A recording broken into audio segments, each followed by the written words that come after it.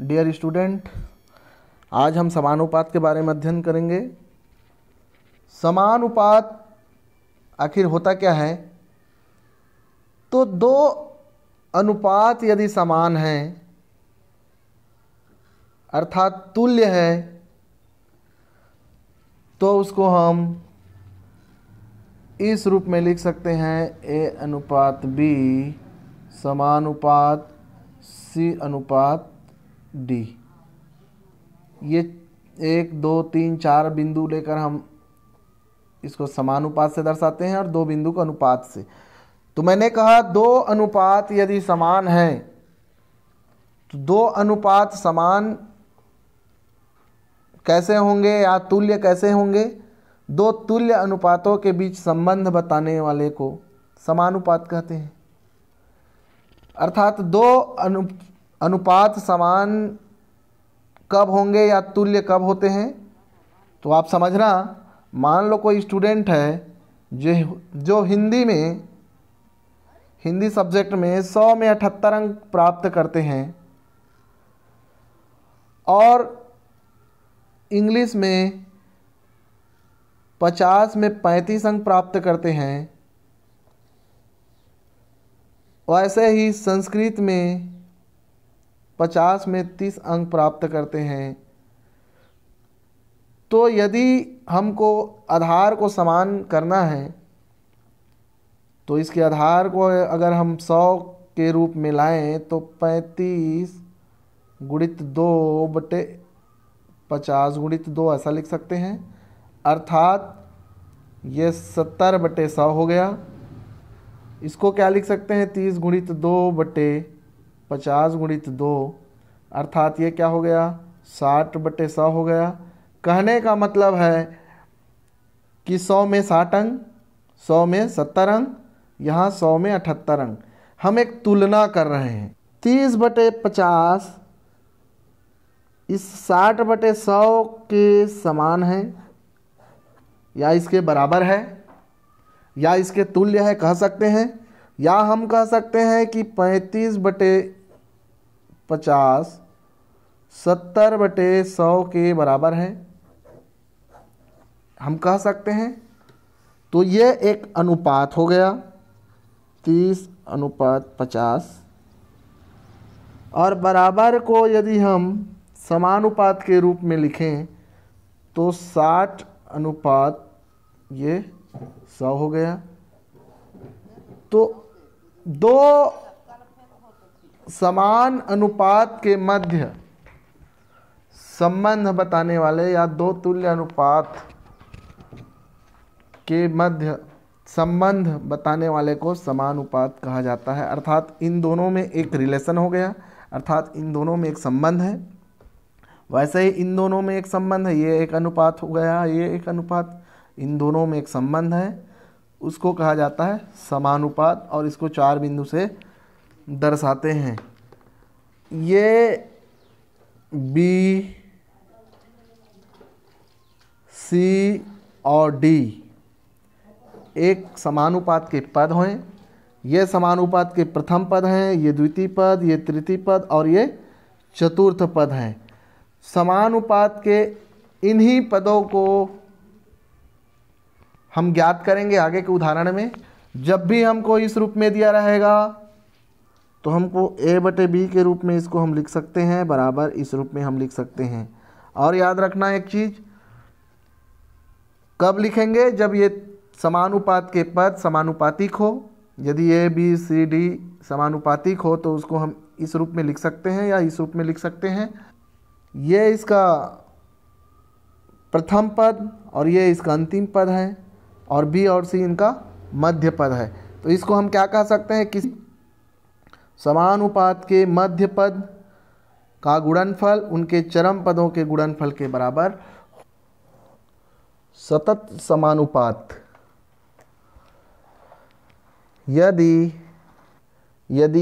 a b c d e इस रूप में हो, a upon b is equal to b upon c is equal to c upon d is equal to d upon e, इस रूप में हो तो इन राशियों को हम सतत अनुपात कहते हैं या सतत अनुपात में हैं, ऐसा कह सकते हैं।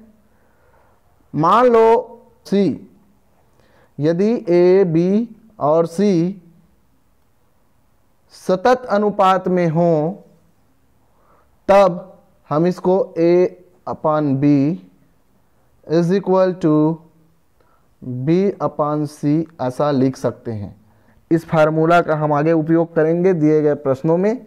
इसी से हम मध्यानुपाती और तृतीयानुपाती का मान ज्ञात करते हैं। इस फार्मूला को याद रखिएगा, अर्थात इसको हम ए अनुपात बी समानुपात बी अनुपात सी, इसका हम उपयोग करेंगे। इसको हम ए अनुपात बी समानुपात बी अनुपात सी के रूप में हम इसको लिख सकते हैं। आगे देखते हैं 6 और 54 का मध्यानुपाती ज्ञात कीजिए। तो माना मध्यानुपाती x है, अर्थात हमने मध्य पद जो माना है उसको हम इस रूप में लिख सकते हैं ऐसा 6:4:x। क्यों? क्योंकि सतत अनुपात में a बटे बी और b बटे सी होता है, तो इसको a अनुपात b समानुपात b अनुपात c इस रूप में लिखते हैं। अर्थात यहाँ हम फार्मूला लगाएंगे a अनुपात b समानुपात b अनुपात c। इस फार्मूला में हम तो a अनुपात b समानुपात b अनुपात c, ये इसका फार्मूला होता है। इस फार्मूला के तहत हम दी हुई संख्याओं को लिखेंगे तो क्या हो जाएगा, 6:x समानुपात x। इस रूप में जब लिख लेंगे तो 6/x हो जाएगा ये, और x/54। तो इसका गुणा करेंगे तो ये x का वर्ग हो जाएगा और ये हो जाएगा 6×54। ऐसा हो सकता है। अगर ऐसा होगा तो इसको हम x के वर्ग को कैसे लिख सकते हैं, 6×54 को क्या लिख सकते हैं, 6×3 तो 18×3 = 54। अर्थात इन दोनों का जो जोड़ी बनेगा वो 6 का वर्ग होगा और ये 3 का वर्ग होगा, तो ये हो जाएगा x का वर्ग।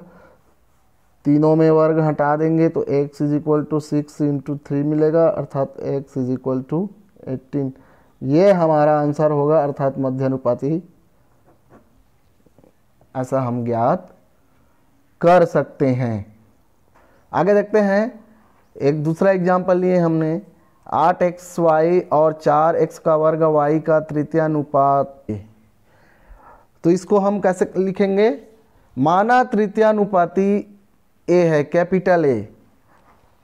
तो याद रखना मध्यानुपाती में हम जो दी हुई संख्या जो हम मानते हैं, जो संख्या हमने माना है उस संख्या को हम दी हुई संख्या के मध्य में लिखते हैं, और तृतीयानुपाती में दी हुई संख्या के बाद तीसरे नंबर पर लिखते हैं। याद रखिएगा। तो इसको हम कैसे लिखेंगे, 8xy, चूँकि यहाँ xy पहले से दिया है इसलिए हमने कैपिटल ए माना। इसको हम कैसे लिखेंगे, 8xy 4x का वर्ग y अनुपात a अनुपात b समान अनुपात b अनुपात c। इस फार्मूला में हम मान रखेंगे, अर्थात a/b = b/c। इस फार्मूला में हम मान रखेंगे तो ये क्या हो जाएगा, 8xy, तो b, ये मध्य पद मान लो इसको, जो b के रूप में है, इससे तुलना करके हम इसको लिखेंगे 4x का वर्ग y समानुपात, यहाँ पुनः b है तो b के जगह इसको लिख रहे हैं 4x का वर्ग y अनुपात a, ऐसा लिखते हैं। अब ये हो जाएगा 8xy बटे के रूप में लिखेंगे तो 4x का वर्ग y बराबर ये हो जाएगा 4x का वर्ग y बटे a, ऐसा हो जाएगा। आगे क्या होगा, तिर्यक गुणा करेंगे तो ये 8xy गुणित a ऐसा हो जाएगा और 4x का वर्ग y गुणित 4x का वर्ग y ऐसा हो जाएगा। तो इसको इसके नीचे में ले जाएंगे तो a is equal to 4x square y into 4x square y जब होगा और बटे में 8xy आ जाएगा। ऊपर नीचे जो कटेगा कटा देंगे, यहाँ x के साथ एक x कटेगा तो यहाँ एक x बच गया। 4 एक कम 4 दूनी 8 और 2 एक कम 2 दूनी 4। इस रूप में हम कटाएंगे तो यहाँ 2 बचा, x का वर्ग y बचा और यहाँ x बचा, एक x बचा, एक x कैंसिल हुआ। तो इस तरीके से हमारा जो आंसर होगा x का घात 3 y 2x का वर्ग है और यहाँ x है तो 2x का घात 3 और y। इस तरीके से हमारा त्रितानुपाती का आंसर हमको प्राप्त होगा। बहुत ही आसान सा सवाल, सरल एग्जाम्पल। याद रखना यहाँ सतत अनुपात का जो फार्मूला है a अनुपात b समानुपात b अनुपात c के रूप में इसको हम लिखते हैं।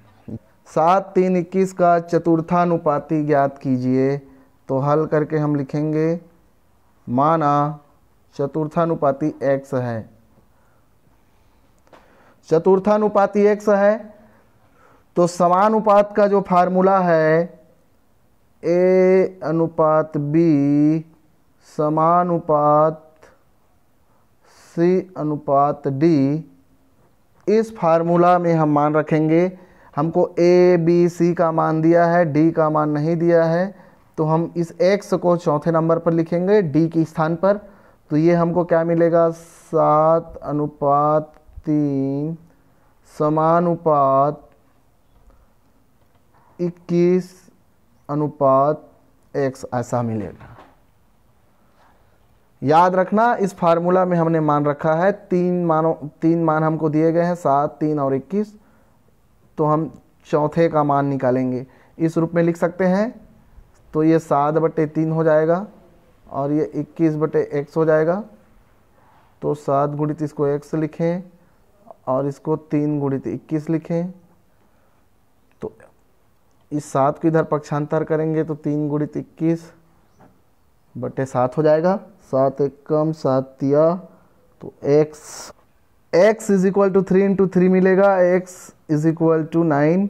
अर्थात हमको चतुर्थानुपाती 9 प्राप्त हुआ है, ये हमारा आंसर होगा। अतः हम कह सकते हैं चतुर्थानुपाती 9 या 9 होगा, अर्थात चौथा पद 9 होगा। धन्यवाद।